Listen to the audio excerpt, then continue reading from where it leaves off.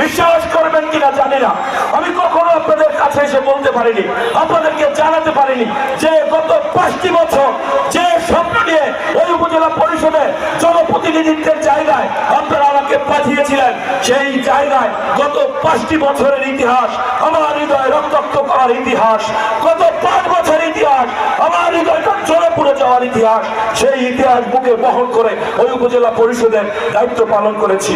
আপনারা আমাকে পবিত্র ভোটে নির্বাচিত করেছিলেন। আমাদের উপজেলায় আমরা 2 জন ভাইস চেয়ারম্যান ছিলাম, 1 জন চেয়ারম্যান ছিল। আমরা সমন্বয় করে এই উপজেলা পরিষদের সমস্ত কাজ আমরা পরিচালনা করব, এটাই ছিল নিয়ম। কিন্তু গত 5 বছরে উপজেলা চেয়ারম্যানের সাথে আমরা কোন প্রকল্প বাস্তবায়ন করতে গিয়ে আমরা তার সাথে আমাদের মতের মিল হয়নি। আমরা তার কাছ থেকে কোন রকম ছিলেও পাইনি। আমরা তার কাছ থেকে সমস্ত কিছুতে বঞ্চিত হয়েছি।